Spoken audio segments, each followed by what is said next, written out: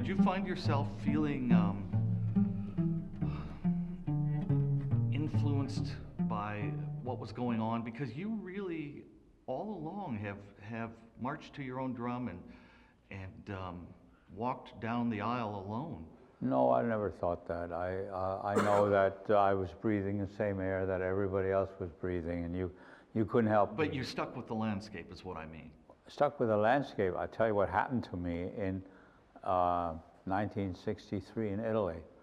I was trying to paint a painting that would be a modern-day version of Van Gogh walking to do his landscapes. You know, he had his hat on and he's carrying a paint box and had a canvas strapped to his back. And I thought I would do that in the Italian landscape where I was at that point living. I kept moving the figure. First it was here, then it was there. And then finally I put it over here, you know. And then finally I painted it out altogether over the course of a whole summer. Well, as soon as I painted the figure out, I was happy because I felt free, you know. I felt free of all sorts of obligations that were inappropriate to the way I was painting at that time. Like to paint a figure in a landscape, what should that figure be doing, you know, aside from being Van Gogh, you know? So, you know, what was happening actually in my surroundings, there were tractors and there was plows, you know, being pulled by the tractors and so forth. And I didn't feel like painting a tractor, you know. In fact, my painting doesn't lend itself to tractors particularly. So I was forced to become a landscape painter for lack of any other impulse, you know. But I mean, basically, I'm a painter. What I care about is what colors do to each other and what brushstrokes do to each other and what edges to use on things and so forth, which have nothing to do with being either a landscape painter or a figure painter or a still life, you know. I still am. I have the same idea. And I don't like very much to have to think about what subject to paint, you know. Because the more you think about the subject, the stiffer your painting gets, you know. I didn't want to paint any more bright colors because I thought, you know, I was too influenced by other people when I was painting bright colors. So I went into these monotone type paintings, like this one over here, you know, which is all grays, going from dead white to the darkest gray that isn't black. So, and the way to do that is to make a row of tree trunks, with the spaces in between, such a way that the eye moves across the surface in a unobstructed way, you know, so you don't get pushed in and pulled out and so on. And this is 1964, so this was... No, this is actually, that's mistaken. That was, I think that was 62. Again, I was very influenced at that time by the ideas of minimalism. There was a friend of mine, Paul, well anyway, he was a minimalist painter. And also Ad Reinhardt. He was also an influence on me at that time. Oh, I can see that. So I mean, because all of these painters who liked to paint surfaces that had no obstructions in them. So I wanted to be a landscape painter who was a minimalist at the same time. And this is the kind of painting that came out of that, or this big one in here. And at the same time, I was also, you know, I was friendly with Twalkoff, Sure. Abstract expressionist painter, and I like the idea of those very simple shapes.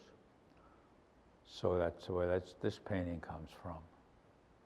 Then I was also very influenced by seeing a show of Whistler's paintings. And Whistler also, in a way, was a minimalist because he tried to make everything disappear into an overall atmosphere, you know, especially in the nocturnes, in his landscapes. And I was living in Rome at the time. I went down to the river, and I did the Tiber. This is the other side of the Tiber with a bridge going across it, you know. But the whole thing in such a way that it presents again the idea of this unbroken surface of Certainly. texture, you know. I mean, I didn't want people to first think about a bridge and so forth. I mean, I myself didn't want to think about it, you know. But I was very influenced by an wonderful Italian painter named Morandi that everybody loves even today. And Morandi used to make etchings that came from things he worked out on canvas, you know, with color. And he made black and white etchings from those. And that seemed to me to give me permission to do all sorts of derivative kind of work from my own work, you know.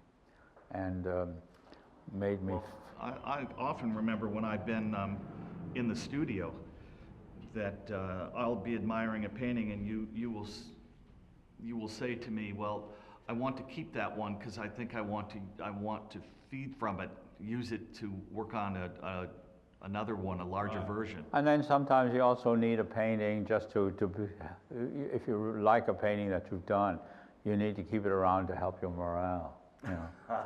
Because, you know, you're not always so self-assured as you ought to be. You need the support of some evidence that you've done something right at some point, you know. So that's why I keep a few paintings for my own archive, you know, in my studio. But Jerald came and he managed to pull out a few of those paintings that I thought were my archive that are now hanging here. He's a very convincing guy.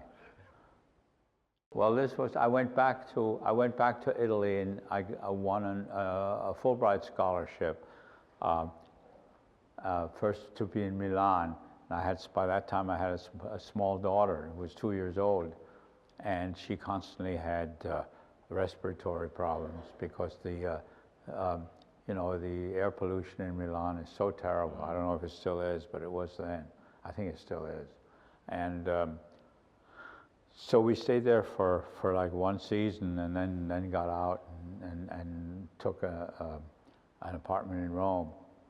And in Rome, I had a studio away from the apartment, and I had to walk across the Tiber to get to my studio. That's why some of those bridge paintings come from.